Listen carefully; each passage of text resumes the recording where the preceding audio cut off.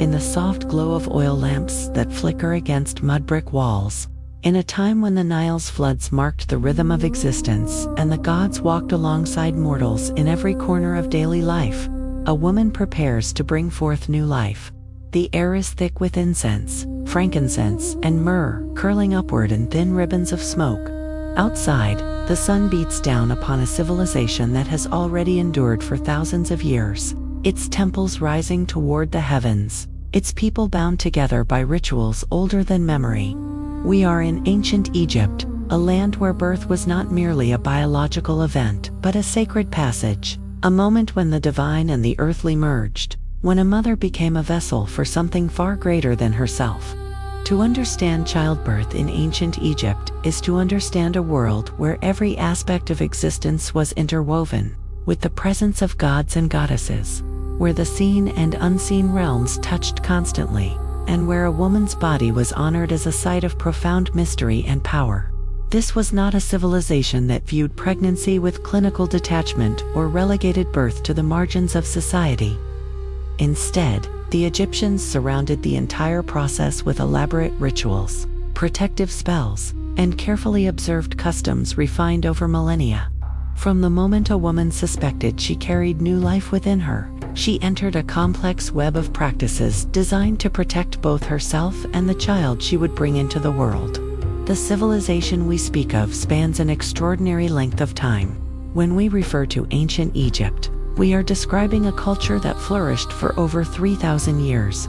From approximately 3100 BCE, with the unification of Upper and Lower Egypt under the first pharaohs, through the Old Kingdom when the Great Pyramids rose from the desert sands, through the Middle Kingdom's cultural flowering, through the New Kingdom's imperial expansion and wealth, and finally through the late period until the conquest by Alexander the Great in 332 BCE, and the subsequent Ptolemaic dynasty that ended with Cleopatra's death in 30 BCE. Across this vast sweep of history, certain core beliefs about childbirth and motherhood remained remarkably consistent.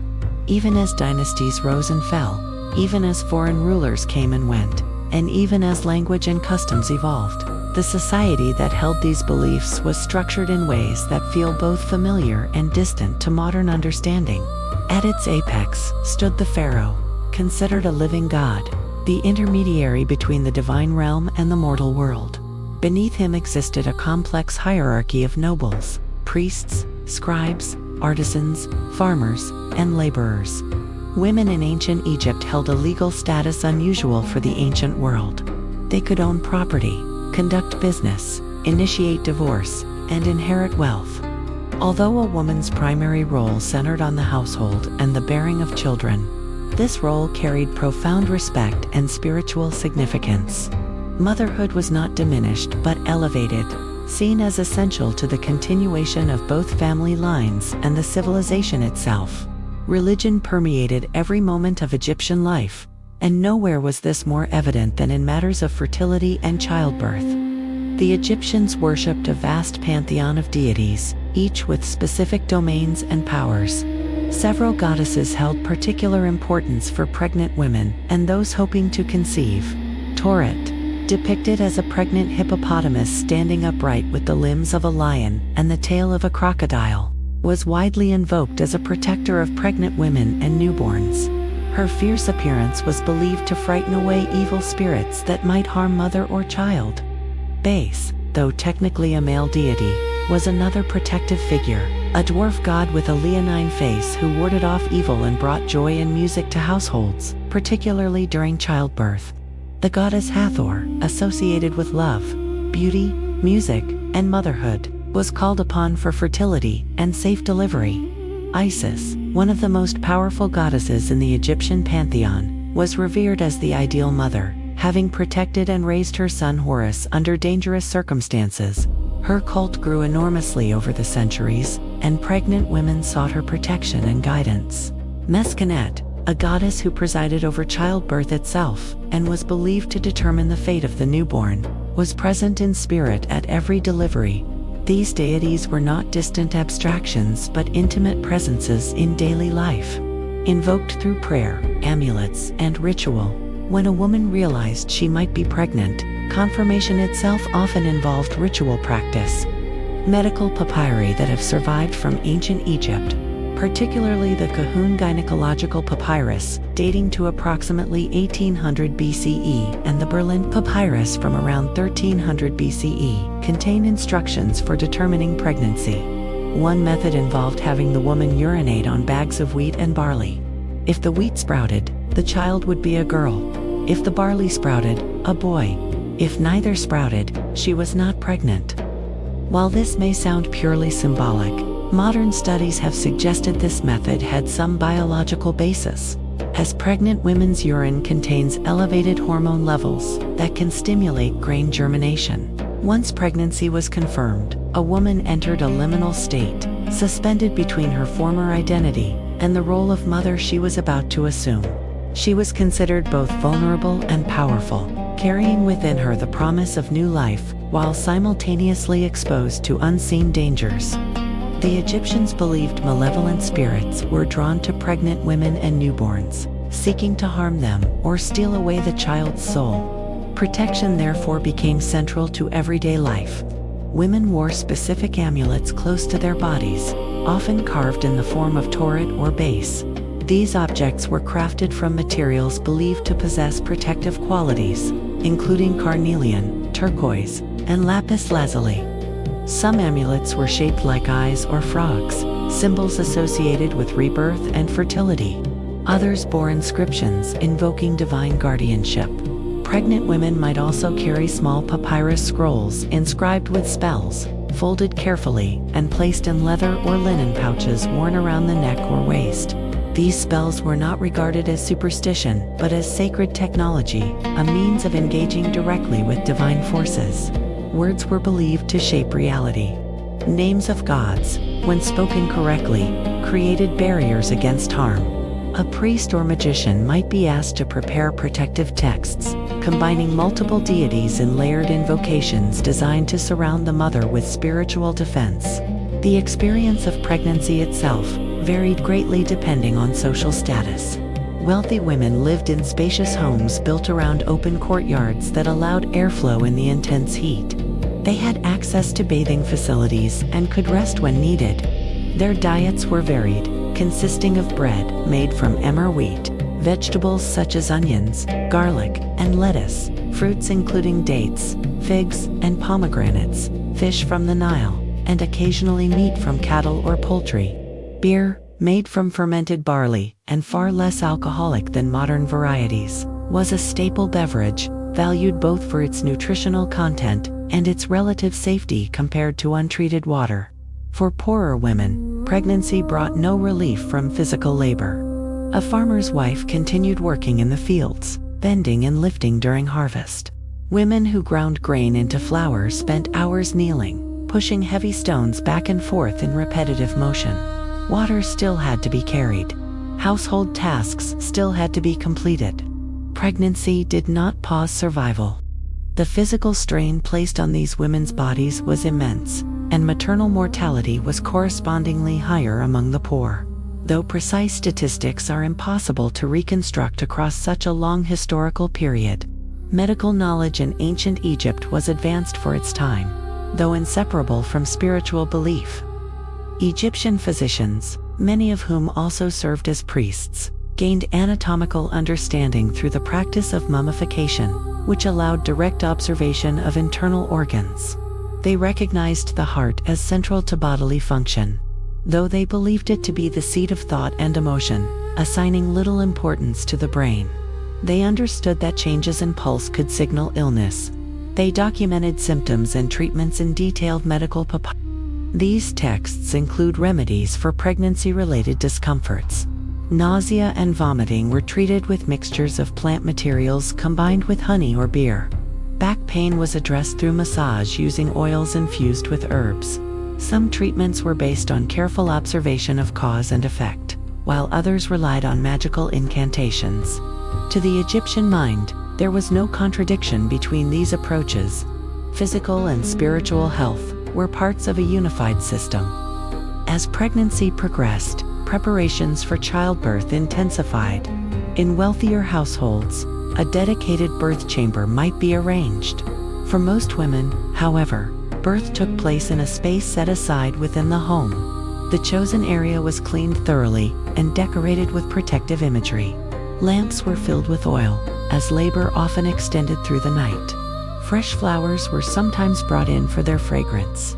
Amulets were positioned around the room. Incense burned steadily, believed to purify the air and deter harmful spirits. The room itself was meant to provide privacy and separation from everyday life.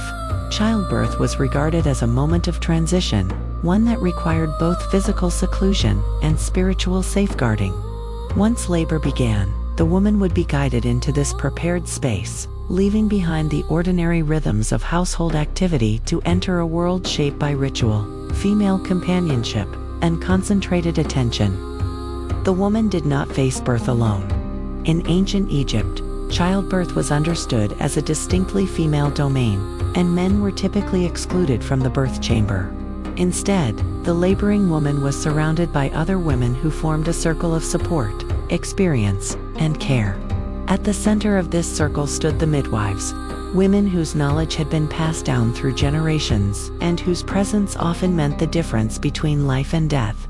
Midwifery was a recognized profession, learned through apprenticeship rather than formal schooling. A young woman who showed aptitude might accompany an experienced midwife, observing births, assisting when allowed, and gradually acquiring the skills necessary to manage labor and delivery.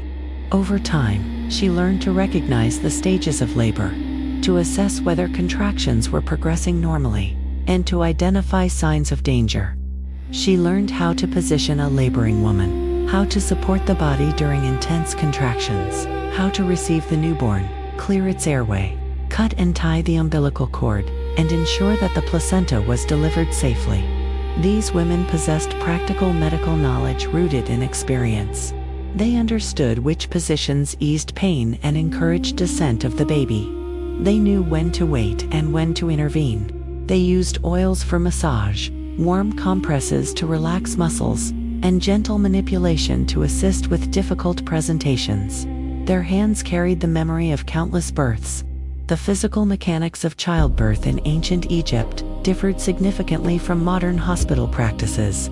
Women did not give birth lying flat on their backs. Instead, they typically labored in squatting or kneeling positions, allowing gravity to assist the process. Archaeological excavations have uncovered birthing bricks, small clay blocks often decorated with protective symbols and images of deities. These bricks were arranged beneath the woman so she could squat over them, supported by attendants on either side. The bricks provided stability while keeping the pelvis open, facilitating delivery. The imagery on these birthing bricks frequently depicted Hathor in the form of a cow or showed protective gods standing guard. These objects served both practical and symbolic functions, anchoring the physical act of birth within a sacred framework. The woman's body was supported not only by human hands but by divine presence. When labor began, the woman was guided into the prepared birth chamber. Her clothing was loosened or removed, both for practical reasons and as part of ritual custom. Birth was seen as a return to a primal state, shedding the markers of social status to engage in the most fundamental act of creation. The midwife examined her, gently feeling her abdomen to determine the position of the baby and assess how far labor had progressed. As contractions intensified, the attending women began chanting protective spells. Their voices rose and fell in rhythmic patterns that provided focus and reassurance. Hymns to Hathor or Isis were sung, weaving sound through the long hours of labor. These chants served both spiritual and psychological purposes, helping the laboring woman remain centered while invoking divine protection. The midwife offered water or beer to sustain the woman's strength. She massaged the lower back and abdomen, attempting to ease tension and encourage the baby's movement. If labor slowed or became difficult, the midwife adjusted the woman's position, sometimes guiding her to kneel, lean forward, or squat deeper. In certain cases, she reached inside to feel the baby's orientation and, if possible, attempted to turn a poorly positioned child. Medical papyri contain references to such manual techniques, though the descriptions are often brief and ambiguous.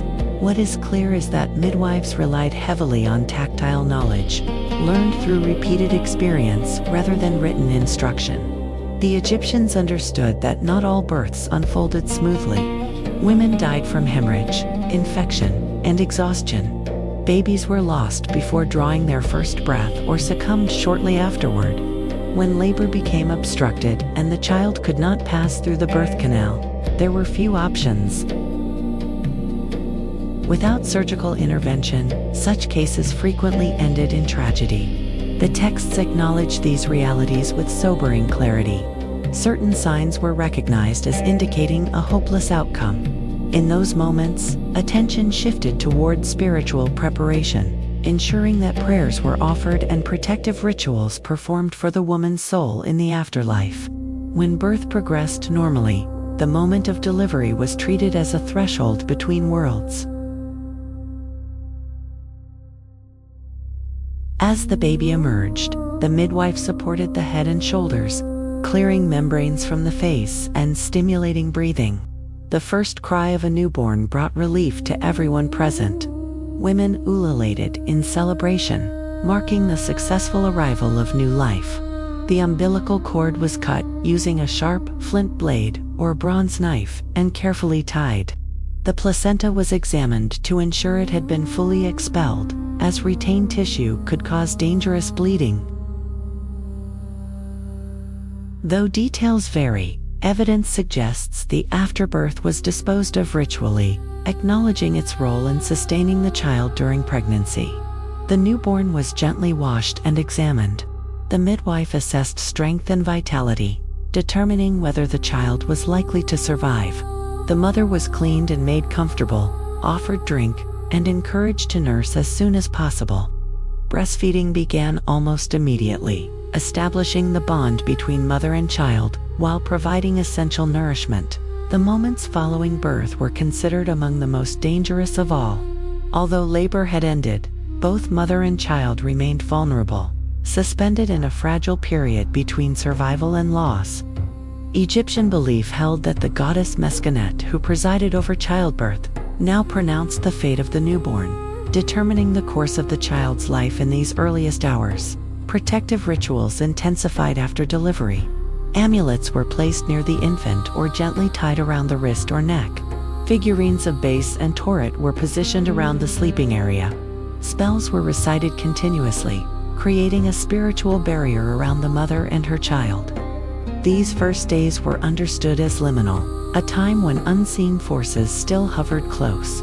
The newborn was carefully observed. Signs of weakness or deformity were noted, and although evidence is limited, some scholars believe that infants deemed unlikely to survive may have been quietly allowed to pass. Survival in the ancient world was never guaranteed, and early life was precarious. Infant mortality during the first year was high, with estimates suggesting that a significant portion of children did not survive beyond their earliest months. The mother entered a period of seclusion following birth. This time served both practical and ritual purposes. Physically, it allowed her body to recover from the strain of labor. Spiritually, it marked her transition from pregnant woman to mother. She remained indoors, attended by other women, fed nourishing foods, and encouraged to rest while learning to care for her newborn. Breastfeeding was universal across social classes, as no safe alternatives existed. Wealthy families sometimes employed wet nurses, women who had recently given birth and could nurse another's child. But many mothers breastfed their own infants regardless of status. Nursing carried deep religious meaning, reflecting the image of Isis feeding Horus, a motif that appeared frequently in Egyptian art. Through breastfeeding, the mother continued to sustain the child she had carried within her.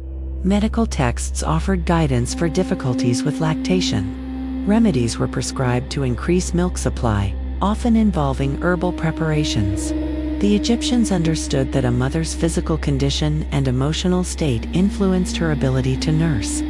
They also recognized infections of the breast and attempted to treat them using poultices, oils, and spoken incantations. The success of childbirth held profound social consequences. In a world without institutional support for old age, Children represented security, labor, and continuity. A woman's position within her marriage and household strengthened significantly after she bore children, particularly sons, though daughters were also valued and could inherit property when male heirs were absent. A woman who could not conceive faced stigma and uncertainty, though records suggest that emotional bonds sometimes outweighed social expectations, with some men remaining devoted to infertile wives while seeking heirs through other means. Beyond individual households, childbirth carried religious and communal significance. Women traveled to temples associated with fertility goddesses, leaving offerings and petitions. The Temple of Hathor at Dendera became a focal point for women seeking divine assistance. Archaeological evidence shows votive figurines left behind, small representations of women and children, silent prayers cast in clay and stone. During later periods, particularly under Greek and Roman influence, specialized birth houses, known as mamisi, were constructed within temple complexes. These structures commemorated divine births, especially that of Horus to Isis, and reinforced the sacred nature of human childbirth. Women walked through these spaces, seeking blessing and protection, their walls covered with reliefs depicting holy mothers and newborn gods. The midwives who attended births held knowledge accumulated across generations. Their education was practical and embodied, learned through observation and repetition. Though some medical papyri recorded childbirth techniques, much of this expertise lived only in the hands and memories of women. These midwives served as both healers and spiritual guides, blending physical care with ritual practice. Although Egyptian society granted women greater legal autonomy than many ancient cultures, it remained patriarchal. Male physicians held higher formal status, yet they rarely attended births unless severe complications arose. The true experts of childbirth were women whose names were never written, whose contributions were passed quietly from mother to daughter. Conditions varied by location and class. In cities like Memphis and Thebes, births occurred in houses with multiple rooms. In smaller villages, privacy was limited, and neighbors often heard the sounds of labor through thin walls. Yet across all environments, certain elements remained constant: female companionship, invocation of protective deities, ritual preparation, and immediate postnatal care. The story of Isis and Horus provided women with a powerful framework for understanding their own experiences.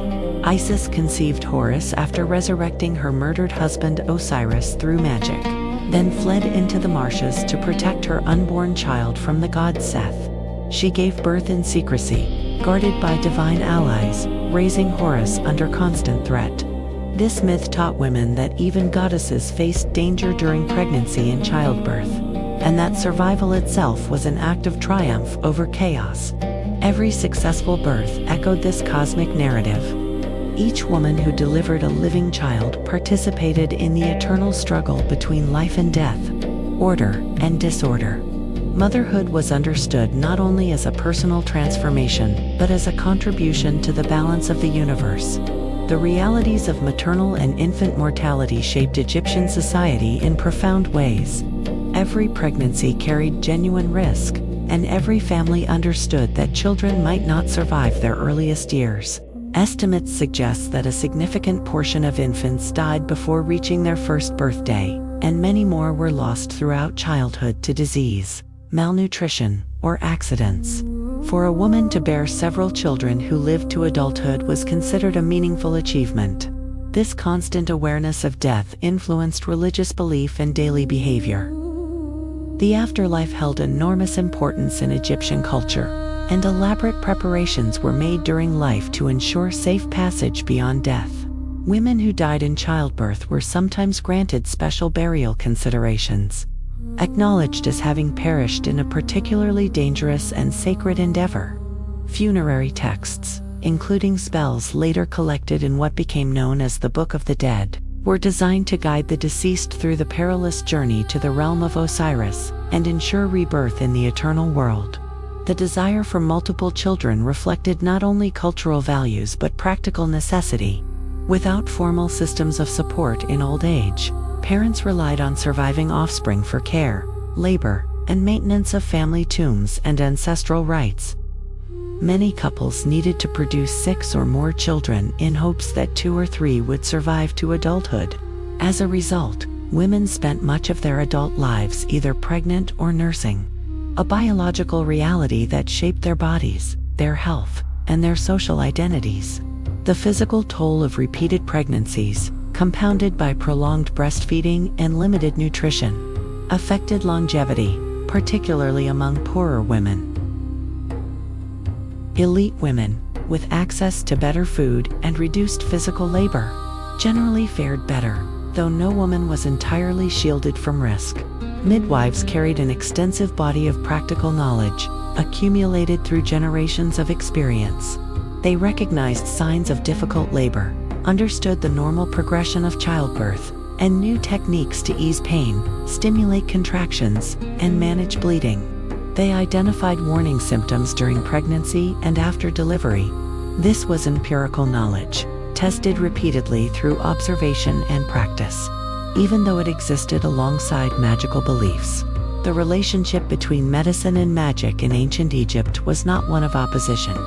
To modern minds, these domains appear separate, but for the Egyptians they were inseparable aspects of a unified reality. A midwife administering herbal remedies while reciting protective spells was not choosing between science and superstition. She was addressing the body and spirit simultaneously, responding to illness on every level her culture recognized. Physicians recorded treatments in medical papyri, describing symptoms and prescriptions with remarkable detail. These texts reveal careful attention to physical processes, even as they incorporate incantations and invocations. The Egyptians believed disease could arise from natural causes, from spiritual imbalance, or from malevolent forces, and effective healing required engaging all of these possibilities. The continuity of childbirth practices across Egypt's long history is striking. Archaeological and textual evidence from the Old Kingdom through the Ptolemaic period shows consistent use of birthing bricks, reliance on female midwives, invocation of protective deities, and ritual seclusion after birth. Though political power shifted and foreign influences entered Egyptian society, the core framework surrounding childbirth remained remarkably stable. This persistence suggests that these traditions fulfilled essential needs. They provided structure in moments of vulnerability, created communal bonds among women, and offered meaning in the face of uncertainty. Birth was not treated as an isolated medical event but as a deeply social and spiritual process embedded within the fabric of everyday life. The children who survived infancy grew into the rhythms of Egyptian society. Boys followed fathers into trades, agriculture, or scribal training. Girls learned household management and textile work from their mothers. Both absorbed religious practices and cultural expectations that connected them to generations past. Many of these girls would themselves become mothers, repeating the same rituals, relying on the same protective symbols, attended by midwives who carried forward ancestral knowledge. As centuries passed, Egyptian traditions surrounding childbirth influenced neighboring cultures. During the Greek and Roman periods, elements of Egyptian maternal symbolism spread throughout the Mediterranean world. The image of Isis nursing Horus traveled far beyond the Nile, eventually shaping later representations of divine motherhood. Egyptian medical knowledge, transmitted through Greek intermediaries, contributed to broader ancient and medieval understandings of obstetrics. In the quiet hours after a successful birth, when the newborn had been cleaned and wrapped in soft cloth, when the mother had been made comfortable and the lamps still flickered in the birth chamber, the women who had attended the labor often remained nearby. They kept watch through the vulnerable early hours, offering guidance on nursing and infant care, sharing stories of other births they had witnessed, and providing companionship during a moment of profound transition. The mother, exhausted yet relieved, held her child close, feeling the warmth of new life against her skin, perhaps whispering a silent prayer of gratitude to Isis or Hathor or Taweret for their protection. Beyond the walls of the birth chamber, life in ancient Egypt continued its steady rhythm. The Nile rose and fell with the seasons, depositing fertile silt across the fields and sustaining the agriculture that fed the civilization. Farmers returned to their work. Artisans shaped clay and stone.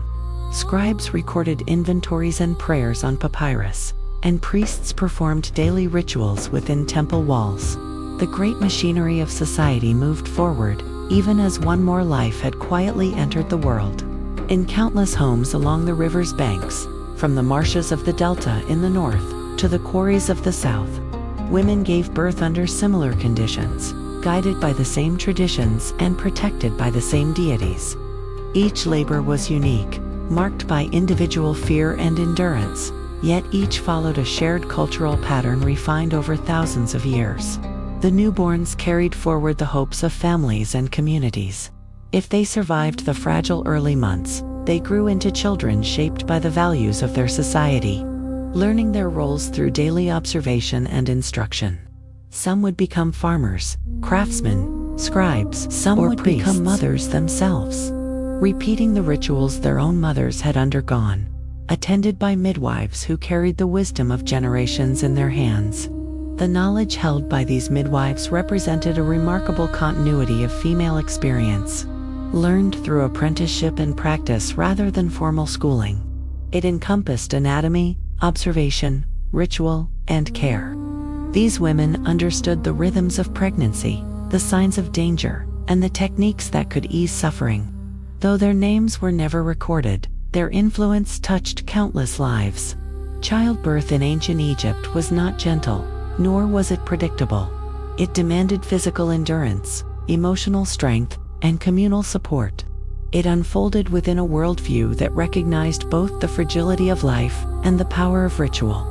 Women labored in rooms filled with incense and prayer, supported by other women and guided by traditions that linked them to their ancestors. Each successful birth represented a quiet victory over uncertainty. Each surviving child became part of a continuum, stretching backward through centuries and forward into futures unknown. Motherhood was not merely a private experience but a foundation of civilization itself. Through war and peace, prosperity and hardship, the cycle continued. Women brought forth new life beside the Nile, just as their mothers and grandmothers had done before them. Their strength sustained families, communities, and an empire that would leave monuments still standing thousands of years later. And though history remembers Egypt for its pyramids and pharaohs, for its temples and hieroglyphs, its enduring legacy also rests in these unseen moments, in the countless mothers who labored in silence, guided by midwives, protected by gods, and bound together by traditions older than memory. Their stories were rarely written, but without them, there would be no history at all.